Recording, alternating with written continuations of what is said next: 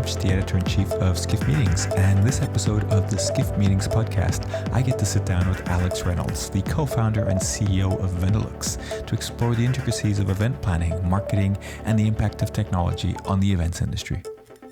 We start off by exploring Alex's personal journey and how his experiences in management consulting and building a new business unit at Shutterstock led to the creation of Vendolux.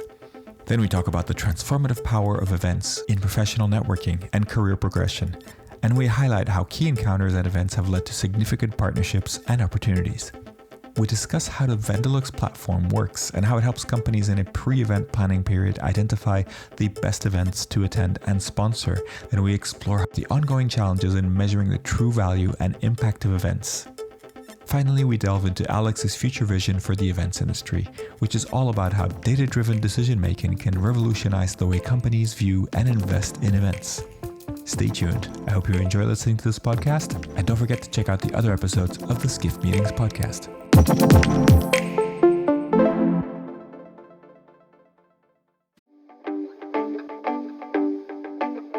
Now for a word from our sponsors, PHL Life Sciences, a division of the Philadelphia Convention and Visitors Bureau. Host your convention or trade show in Philadelphia, one of America's leading life sciences hubs. PHL Life Sciences, the first and only CVB division of its kind, will connect you to the professionals at the forefront of your industry and to a culture you can only find in Philadelphia. A city known for its rich history that's forging a bright future, Philadelphia challenges the expected and defies convention. A world of discovery is waiting. Visit phlife.com to learn more.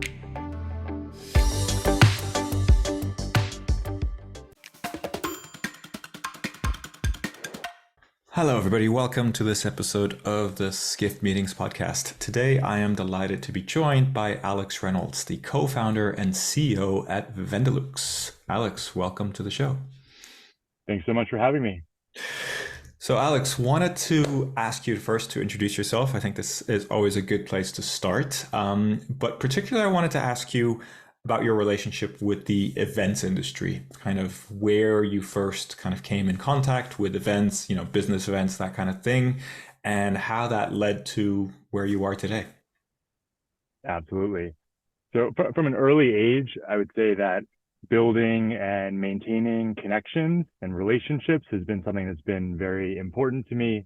My parents were married several times, so I moved around quite a bit. And so it was all about, how do I maintain those relationships with previous friends? How do I build new relationships? And how do I bridge those gaps? And so that's something that's been very central to my life and then also to my career. So I started post-undergrad as a consultant in management consulting.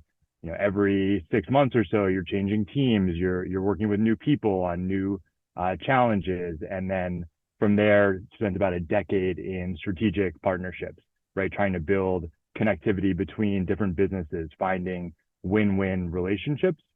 And then before starting Vendolux, I was at Shutterstock, where I ended up building a brand new business unit within the company. And so, I'd say that events have been very central to kind of every shift that I've made in my career, where, I've gone to an event, a networking event, I've met somebody, there's been a connection that has kind of led to that next step in the journey. And specifically at Shutterstock and kind of building that startup, that business within a public company, that was kind of the aha moment for me around events, where we said, hey, we're trying to build something from nothing. And when we went to great events, we would build all kinds of new partnerships and new relationships. So in 2018, we went to the MarTech West event, met with a team at IBM, and that ended up leading to one of the largest partnerships in Shutterstock's history. But on the flip side, kind of saw that companies often struggled with determining the best events to go to and who to send. And so we realized that there was a pretty large opportunity, which led to us creating Vendolux. And in that journey, did you also organize your own events? Somewhat, I did. Yeah. I mean, we would have a lot of satellite events around larger conferences, but I'm definitely not an events insider, right? I didn't work at an event tech company for years or decades or anything like that. So I think our approach to events and how we think about the value of events and how to drive, plan, measure around events is almost from an outsider's perspective, somebody coming in with more of even a sales hat on or a general manager's hat on. And so, to the extent that we've planned small events around larger conferences, that's something that we've done, but I've never planned 10,000 person event or anything like that. Hopefully one day when Vendolux gets a little bit bigger. Okay. And so before we get into Vendolux and what it is and how it works, how do you explain to people that aren't in the industry or sort of, know anything about events and that what it is that sort of events do and what Vendolux, the role that Vendolux plays in all of that? Yeah, the elevator pitch would be we help companies figure out the best events to attend and sponsor based on who's going to be there. But kind of at its core, right, I think everybody understands the value of connections, the value of relationships, whether that's in their personal lives or in their professional lives. They don't have to be in sales or in marketing to see that. Everybody has kind of mentors and mentees and such. And so really helping people understand that relationships are at the core of pretty much every type of interaction that happens, both professionally and personally. And our platform is here to help foster more connectivity, help build and manage and strengthen those relationships. Okay. So tell me how it came about. I mean, I understand the premise. You want to kind of give people information so that they can figure out which events they should be going to, which events they should be sponsoring. How did this, what was the embryo idea that sort of resulted in sort of creating a product around this? Yep. So we were building this brand new business unit within Shutterstock, grew that to about 30 million in ARR from essentially nothing over a 4-year period. And we found that events were the best way for us to drive that growth, right? So it was the number one marketing channel for us when it worked well, right? And it was sort of a high risk, high reward proposition for us. So we would go to great events, we would drive tons of value. I mentioned the IBM partnership. We also went to the AI Summit in London back in 2019, met OpenAI there, ended up doing one of the largest deals in Shutterstock's history. So we saw all these positive data points. We also, on the flip side, saw a lot of kind of negative data points. So 3 years in a row, the company at the mothership level was trying to answer a basic question. Should we go back to the Cannes Lions event in Cannes, France? And of course, every sales rep wants an all expenses paid trip to the south of France. So you would just have hours and hours of internal meetings, C-level executives, VPs, cross-functional teams, all trying to answer this basic question. Should we go back to this event or not? And at the 11th hour, 3 years in a row, we would decide to go back. Everything was 10 times as expensive. And the first question when we got back from the show was from the CFO saying, how did we do? And nobody really knew. And so we looked at that and said, okay, events are, for B2B companies, events are anywhere from 24 to 40% of marketers' budgets. And yet there's no platform to help these marketers make data-driven decisions. There's a lot of platforms that help marketers plan events, right? But nothing to really make those data-driven decisions. And so we knew that we could help companies, drive more value, figure out the right events to attend, who to send from their company, and ultimately how to drive and measure ROI. And so that's why we decided to build Vendolux. Okay, well, tell me how it works. Like, I guess maybe the product now, but also the core product when it started, right? Yeah, absolutely. So it's really all about understanding almost the top of the funnel, right? Understanding the landscape of events. And so we built a massive data set, 65 million data points across 160,000 events, speakers, sponsors, often attendee level data, locations, venues, and so on. And so our customers. Just to check, where does this data come from? Is this like scraped data from the internet? Do you have, if what you can say about it, right? Yeah, it's everywhere that we possibly can get information. So if it's publicly available, we'll go out and get it. We're monitoring social media. We're getting first party information from our customers. We're now starting to work more and more directly with the event organizers, and we can kind of get into that side of it later on. But, very similar to a ZoomInfo approach or a Clearbit approach, where we're building this data set from a number of different places, standardizing, cleaning the data, and then ultimately offering that as the base of the platform, right? We don't want to sell data or provide data. We want to provide insight. So how do we use that as a base to help us make the right recommendations so that marketers can end up at the right events and with the right level of investment, the right people, and so on. Okay. So you have all this data and you present it. So you're not selling the data itself. You're just using the data to kind of indicate which events are worth going to. And is this sort of in a per case by case basis? So the company will sort of input some data so that you can then say which events will be better for them. So sort of you figure out what's a good match in that sense. Exactly. So, the events are every event is going to be different, right? Based on, what a marketer cares about. So, essentially, to your point, we need to know who you as a customer care about. So that could be people, that could be companies, that could be personas. And once we understand the world of people and companies that you care about, we can overlay that on top of this, data set around events. And it's really that overlap in the middle that matters. So if we can help companies determine, it's not just determining the best events, it's how do I reach out to the right people in advance? How do I book meetings in advance? You could go to an amazing conference, but if a person that could be worth, a $10 million customer relationship with you, if you don't meet with them, if they don't come to your booth, then it's kind of like ships passing in the night, right? So it's not just about being at the right event, it's meeting with the right people at those events. It's having an actionable touch point that can lead to a business outcome that matters. Okay. Can you take me through an example, just, without naming names, just say, company type that wants to do X and then kind of uses the system, and then what are they going to get and how that's going to benefit them? Yeah, of course. I'm happy to give you a real example. So we work with Delivery Solutions, which is a subsidiary of UPS.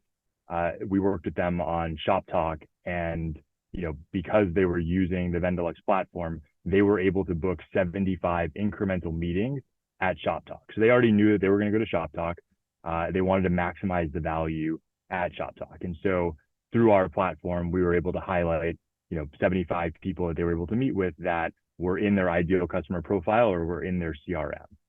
Because we were able to facilitate those meetings in advance, they didn't just go in knowing that a stakeholder was going to be at this event.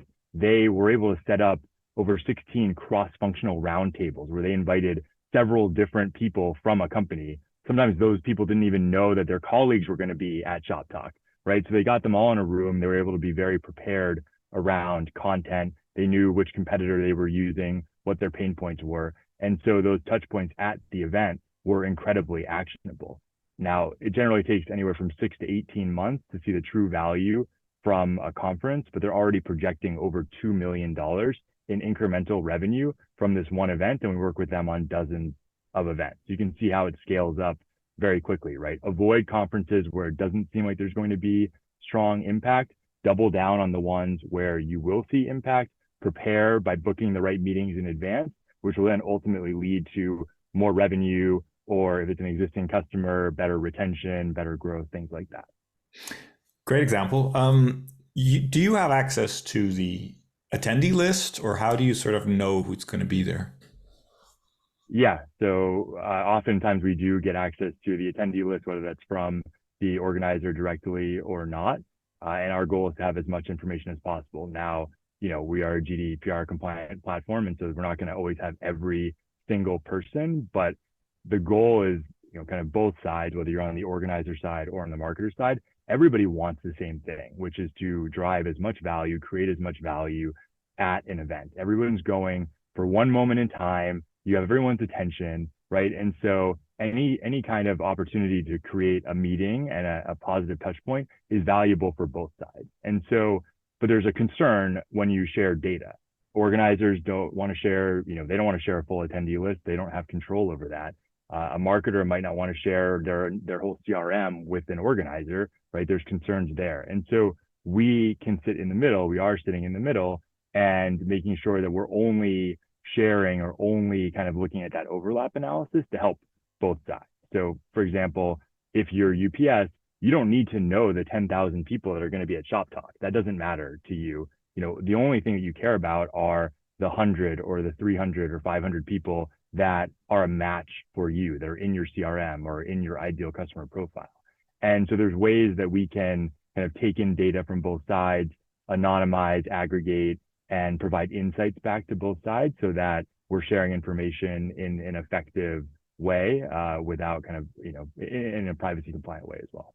So are you kind of a third party, like a safe third party in a sense, so that people, different sources can share data, and then that data is not going to leak anywhere, but you're going to offer insights to both sides? Yep, that's definitely part of the platform, right? Okay. And with any two-sided marketplace, right, it takes time to build up those network effects and those relationships on both sides. And so, we're still in process there. But if I look back, a year ago where we were versus now, we've made incredible progress on both sides of the marketplace. Okay, super interesting. What about, it's a lot of the events that I go to, that there's going to be some really high-end buyers there, or there's some really high-end clients that everybody wants to meet. How do you deal with that? Because I can imagine the more efficient, the system is, the more matches that person's going to get. And if they're a great match for everybody, they're going to be very overwhelmed. So how do you kind of manage that? Yeah, no, it's a great question. I mean, it's not something that we're necessarily managing today. I've seen different approaches, right, from conference organizers, offering paid meetings for the highest, value folks, but ultimately those stakeholders have limited time, and so they need to make decisions about where they're going to go. And so the more information that they can have ahead of time, and the more information that the marketers who are seeking those stakeholders can have ahead of time, the more efficient that process can be. So if everybody has perfect data, that in-demand stakeholder that you mentioned can, go to the perfect calendar for them, and that's ultimately, what you want for both sides. If somebody is seeking that person and they don't have a strong enough offering, then they need to improve that offering. So we can't create additional time at the event for that stakeholder. They can only do so much with a day. So trying to create as much efficiency as possible so that they, have the best experience is part of what we're doing. And then it just kind of gets to like where we want to go longer term. But there's a world where that stakeholder that you mentioned, the in-demand stakeholder, is supposed to go to a dinner, and for whatever reason that dinner cancels or somebody is out, and that might create a window of time where today that stakeholder says, okay, well, there's nothing to do here, and that ends up being a wasted opportunity. Part of what we want to do is then be able to push somebody new into that time slot. So to say, hey, maybe there's a waiting list, or this, this kind of co-pilot matchmaker is waiting in the wings, so that as soon as there's any kind of opportunity to add another person to your CMO roundtable, or invite someone to your VIP happy hour, that you can fill that slot almost instantaneously using the intelligence platform that and the algorithms that power Vendelux. Super interesting. Are you doing the matchmaking? I mean, are you offering people calendars and all that kind of thing, or is that something you leave to the organizers? Not yet. So we're very much pre-event today. So we have this world of events. We'll look at who you care about. We'll make recommendations about where you should be, who should be there, and then our customers are using that information to then book meetings, to then measure ROI.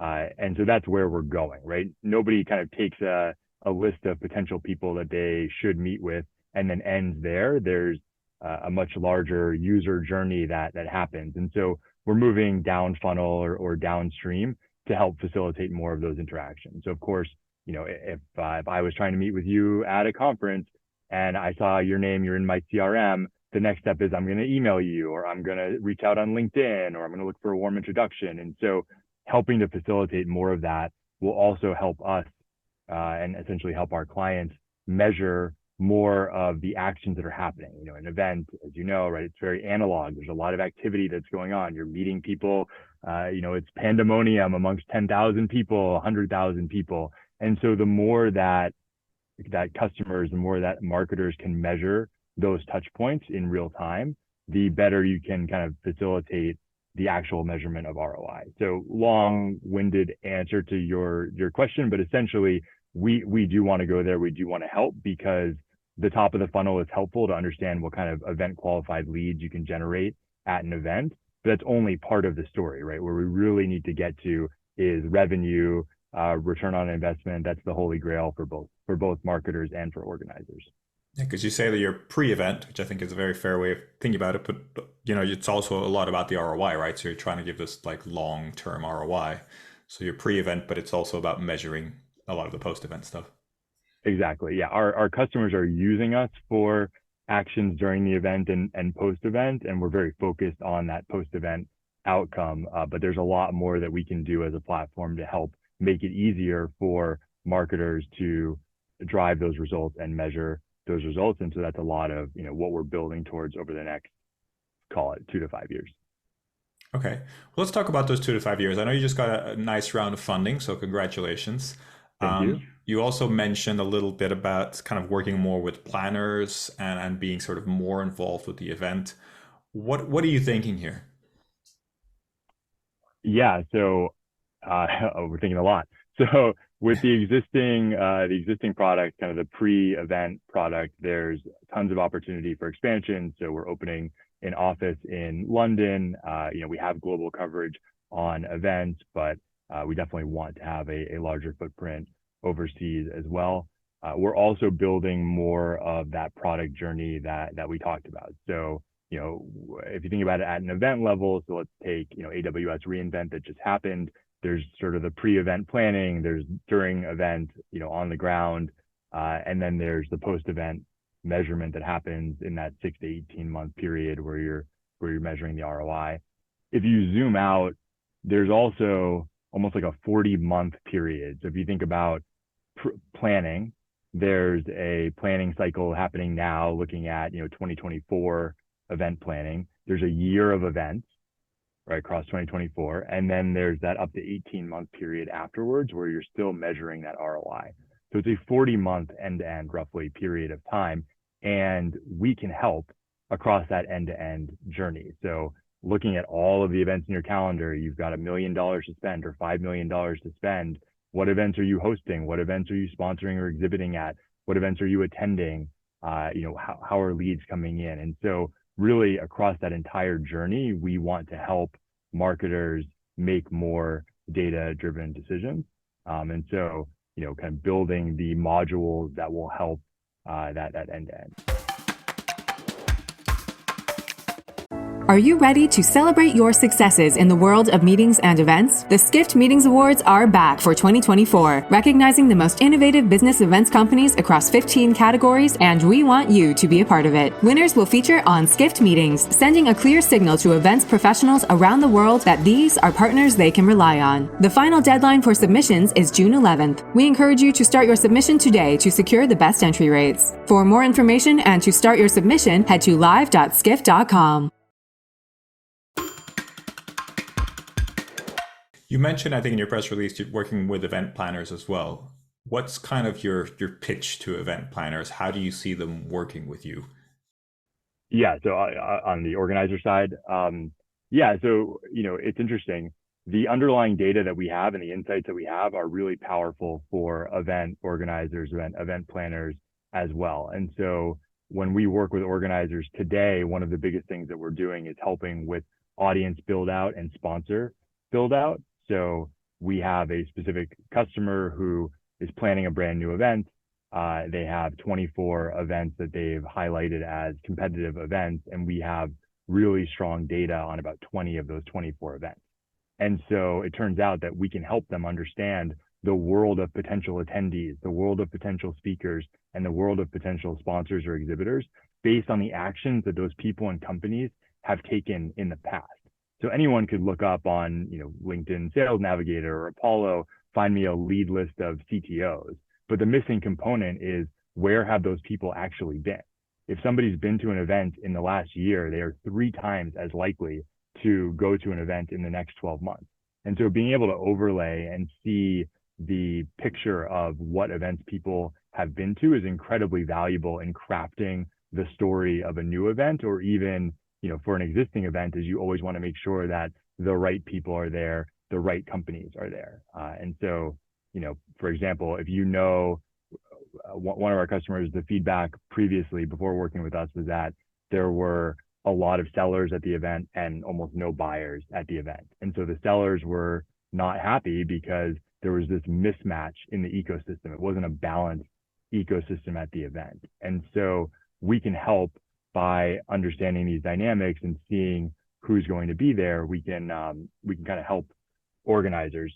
I guess one final thing I'll say is that what we've heard is that about over 50% of event attendees don't sign up for shows until 2 weeks before the event happens. And that seems to be getting worse, right? It used to be 2 months and it was 1 month. Now it's 2 weeks. And so even the organizers don't necessarily know who's going to be at the show. So there's kind of this mismatch between when marketers at brands have to make decisions 9 to 12 months in advance about sponsorship, about exhibiting, compared to when attendees sign up. We have a predictive algorithm that will look at a number of different factors to predict what types of personas and people are going to be at shows even before they sign up. And so that's incredibly valuable to marketers as they make those decisions 9 to 12 months in advance, but also to event organizers as they try to think about who are the types of people that could be at their event.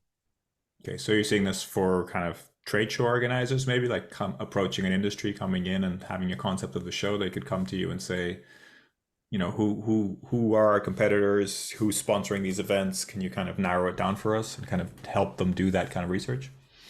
Yeah, it could be at the trade show level all the way down to a small event as well. And I mean, we talk about it as a two-sided marketplace with, you know, organizers. So think the massive trade shows on one side and then marketers at brands at another side.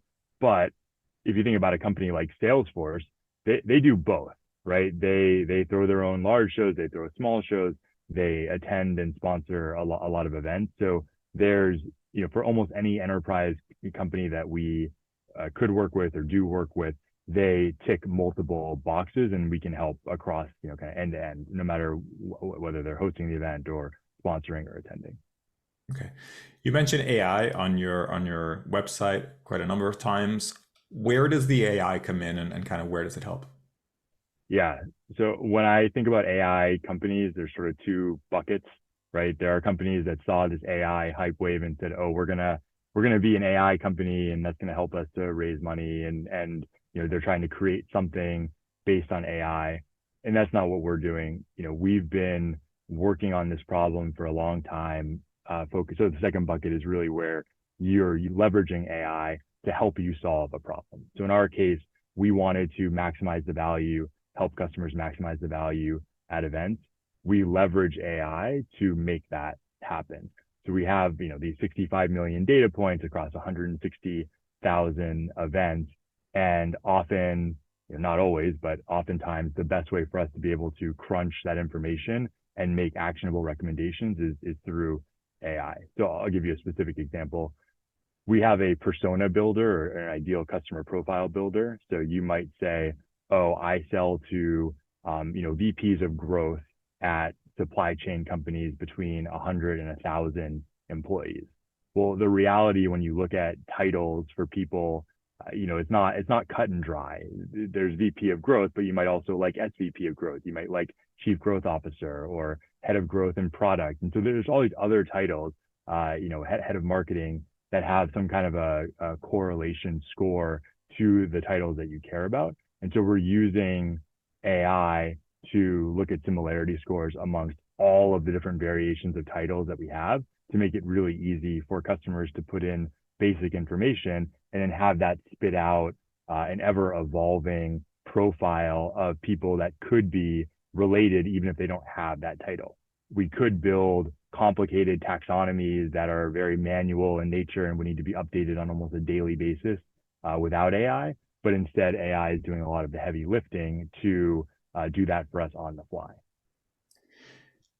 Are there situations where AI gets it wrong? Like you're saying somebody's going to be at an event and they're not actually there, or, you know, does this kind of system kind of open up for more of those kind of errors? Yeah, I mean, I think in that example, there are people that will buy a ticket and then they don't show up for whatever reason, right? They get sick or their plans change. So to me, it's really about how you present the data. If you have an idea, a prediction that somebody might be at an event, and you know, kind of put a stake in the ground and say, this person is definitely going to be there, then that's very different than if you say, hey, based on our model, it seems like this person may be there, right? And so a lot of it is how do you present this information in a way where marketers, event organizers can make the decision for themselves. Everyone has a slightly different profile in terms of, whether it's a risk profile or an approach. And so we don't want to make those decisions for our customers or our users. We want to present the data in an actionable way so that they can make that decision. They can choose to, go left or go right based on what the algorithms are saying. Makes sense. What about data privacy, cookies going away essentially next year at some point? How do you see that impacting you? Does it impact you or does it not impact you and you actually see it benefiting you in some way? I think all of these are tailwinds for the events industry in general, right? Every other marketing channel is struggling right now. From a performance marketing perspective, it's harder now to have accurate targeting based on some of the changes that you mentioned. I would say the SDR playbook, right? I mean, people are getting overloaded in their inbox, and even a traditional roadshow. I used to be able to live in New York. I would go to the West Coast, in San Francisco, and in the course of 2 days, see stakeholders at, Meta and Google and Microsoft and Apple, and everybody wanted to bring you to their campus and have you meet people. And now a lot of people are working remotely, or, they've moved away from the Bay Area in this example. And so we see events as now a lightning rod as one of the best ways to meet your customers, meet your prospects, even to meet your team members, right? We hear about many companies that are organizing their offsites around an event. We're going to do this in January around the NRF event, have everybody come into New York. And so, we look at all of these trends as tailwinds for the event space in general, because it's harder now more than ever to meet people in person, and events are the best way to make that happen. But these kind of changes that are coming up, they don't affect the platform in any kind of negative way? No. I mean, data privacy is something that has been important for some time, and will continue to be important, right? And so, making sure that you're making this information available in a GDPR compliant way is something that's critical and will remain critical. Makes sense. So best case scenario, let's say 5 years from now, how do you see this impacting the industry if the people that you think should be using it are using it?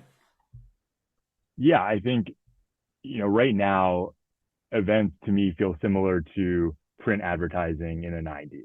That 50% of your spend is working, you just don't know which 50%.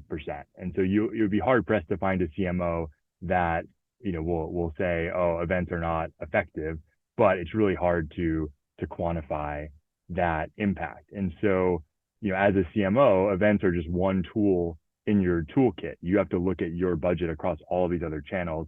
And then as a CFO, you have to look at marketing as one line item amongst many. And so, what we really want to drive to is the results around events, because our view is that events are far and away the most effective channel. If you want to look at it from a cost per lead perspective, revenue generation, net revenue retention, right? Any of the metrics that matter, our view is that events are far and away the best way to drive the metrics that matter for a company, but it's so difficult to measure. It's one of the last marketing channels that's analog. And so for ads, the solution was to go digital.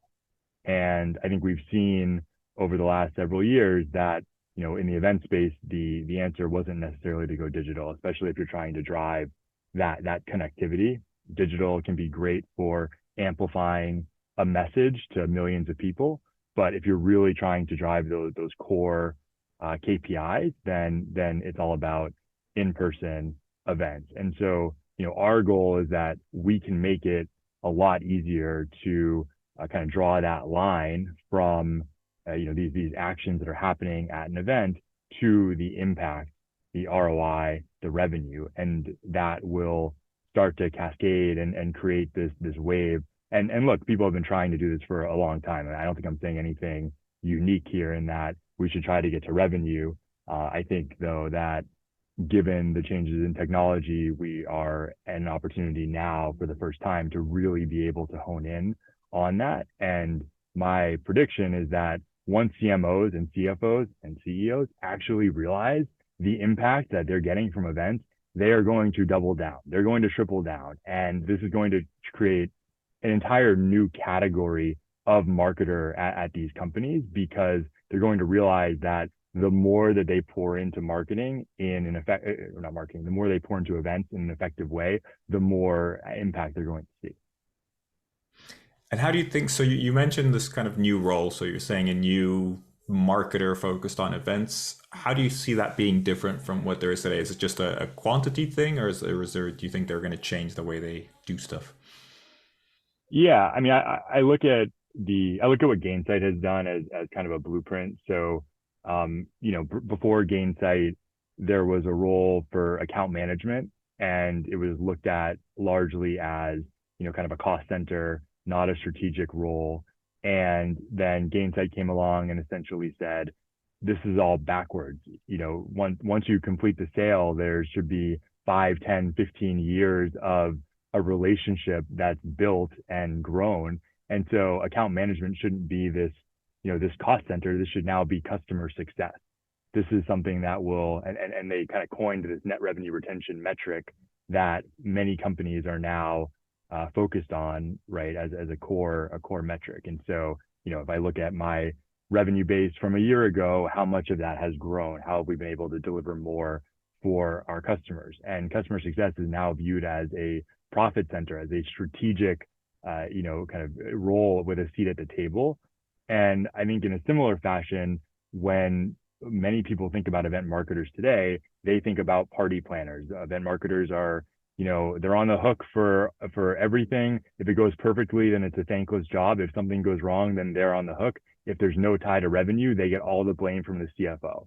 So at Vendolux, we talk about event marketers as the unsung heroes of organizations. They are, making magic happen, moving mountains, and yet they're not having a seat at the table. They don't get credit for it. And so for us, we want to kind of shine a light on this and say, hey, no, this is not the case. Event marketers are strategic. They should have a seat at the table. And personally, I want the best path to CMO to be from the event marketing world. So more to come on, is it a new marketer and what does that mean? But I think it's more about a perception within the organization than anything else, and being able to tie the results that are already there to this event marketer to get the credit, and also to shine a light, being able to use the intelligence to make more data-driven decisions. So someone had an interesting way of framing this around, an event only, if you do an annual event, it happens once a year. So your opportunity to make changes, to A/B test, to try things out, you have such a slow evolution cycle because you really can only do it once a year. And so if you can use a platform like Vendolux to make smarter decisions and evolve that thinking, more quickly, then that will also help you get to value even faster. So that's part of what we want to help with. You paint a really rosy picture of kind of people valuing events more, which I don't disagree with. But I also see a sort of flip side to that, where the saturation of events. I think there's a lot of parts of the industry, people already say there's too many events, right? There are too many events out there.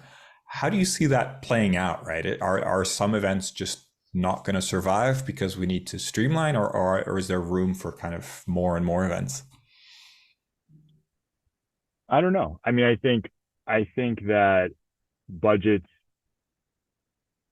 when spend is effective, then budgets will increase, and we're seeing many of our customers are doubling or tripling their budget. So I think it's a matter of making sure that the events that are out there are creating value. I mean, if an event can't draw that line to value, then it's hard to justify the existence. And so I'm sure there's an upper bound on the number of events. People can't just be out at conferences or out at events every night, every week. So there's certainly an upper bound, but I do think that events are going to continue to be more and more important as this kind of moment in time. I mean, people are so distracted today on their phones. I'm based in New York, and you walk to the office and just people are heads down in their phones the whole time. So having attention, right? This kind of this I don't even know what the right word is. I mean, at an event, it's magical. It's in the air. There's just people are open to creating new relationships, having interesting conversations that they never would have over a Zoom or certainly over email. And so that magic is going to become more and more important and rarer and rarer. So I think events are just going to continue to be more important because that magic is important, and it's harder. It'll be continue to get harder as attention spans or there's more distractions out there. Yeah, it makes total sense. So, bit of a fun question, but humory, if you will.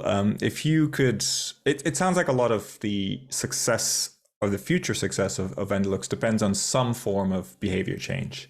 And so I have this question, which is, if you had a magic wand and you could kind of change something, if you could kind of instantly make people change their behavior in some way, is there something that you would choose in the way that you're kind of seeing the future, or that you think people should behave to make this really work?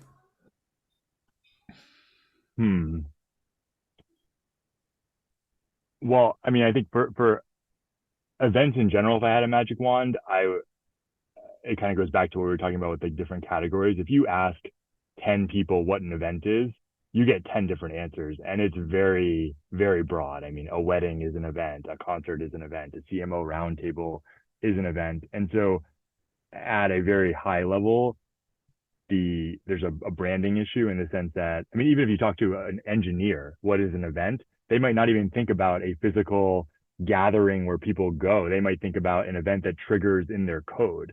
So it's really hard to have a conversation about events. And we've used different words throughout this, right? Event planner versus organizer, and conference, trade show. And so I think the more that we can have a shared language around, what these different things are, these different gatherings, the better will be. Because I know for us, we're very focused on building connectivity, building relationships, helping people meet in person to accomplish a goal. And whether it was talking to investors or talking to customers or CFOs or you name it, there's almost a tax that happens today because you have to spend a solid 10-15 minutes up front clarifying and making it very clear, what are you talking about? And are you a wedding planner platform? Do you help people, kind of do registration, or are you something different? So, my goal is that we can come up with a shared language there that will help. That's not a behavior change for people, but more of kind of a meta trend. I agree. I think it's a very valid, it's something we talk about a lot. And yeah, even in when I ask people what they tell their family and friends, what they do for a living, a lot of times it comes down to language, right? Using the words that people can kind of have a picture of in their minds. I think that helps a lot. So what about kind of attracting talent? You're obviously expanding. You want to attract talent in different parts of the world, which I think is exciting. But what would you say to kind of younger people that are thinking about this industry? How are we going to attract the right talent into this industry and kind of retain that talent? I think a lot of it is about having that connection to value. So, ambitious, smart people, they want to solve hard problems, and they want to learn, and they want to grow. And so making that case very clear about how, what are those hard challenges, and how do you tie that value back to growth? As if you're sitting in the CFO seat or the CEO seat, and you're looking at, somebody and kind of the role that they're playing, a lot of what you want to understand is, how much value are they generating? And of course, there's lots of intangibles that matter. Like I'm not trying to say the culture doesn't matter. Those things are sort of they're required in order to grow. But if you're thinking about showing, in addition to that, how you are helping a company or helping an event move forward, then it's really all about drawing that line to value. So how do you show that with you in the seat, we were able to generate more revenue, we were able to save costs. We're able to decrease risk. Those are generally the three major drivers of value for a company. And so the more that we can tie that from what happens at an event, because again, our view is that events are the best way to create that revenue and that value story. But a lot of it gets lost in multi-touch attribution. It gets lost in the fact that leads go into some Salesforce campaign, but then aren't actually actioned. It gets lost in so many different ways that the truth is just shrouded.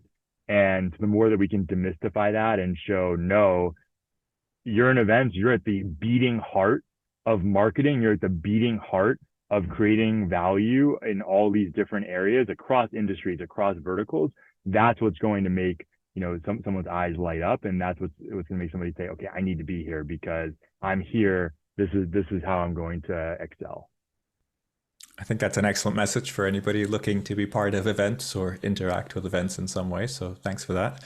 Alex, if people feel that way, you know, hit me up. We've got plenty of roles that are open. We're looking to double the size of the company. So shameless plug. Hey, sounds good. Sounds good. There's a lot of companies struggling, so it's good to hear of your success. So I wish you lots of success there. Wanted to get a recommendation for somebody else to be on the podcast. It's one question we ask all our guests. It can be absolutely anybody that you think would be interesting or interested in talking with us and expanding our view of what events are and the events industry. So I don't know if you have anybody in mind, but would love to get a recommendation from you. Well, I thought you might ask me, and so I was all prepared to say Daphne from the Vendry, but I believe you had her on the podcast already. So I think you know, another person that comes to mind is Jay Weintraub, who runs Connective Events. He's somebody who I've had a lot of conversations with around, you know, generating this connectivity. It's in the name of his company, right? But from he's looking at it from the organizer side. So whereas I didn't come in from, you know, an event organizer, event planner background, I'm thinking about it from the brand's perspective. He's someone who I think thinks about this similar problem, solving similar challenges, but from the organizer or planner side of things. And I've seen some of the ways in which he's enabled this for exhibitors and sponsors, and really he's on kind of the cutting edge of thinking about that. So you know, would recommend having him on and asking him how he sees that value for exhibitors and what he's doing, how he's leveraging technology to make that happen. Love it. Thanks for that. I think that's a great recommendation. We'll connect the dots there and hopefully have him on the show. Alex, it's been a pleasure. Thank you for being with us today. I hope the listeners enjoyed our conversation as much as I did, and wishing you lots of success for the future of Benelux. Thanks so much for having me. This was fun.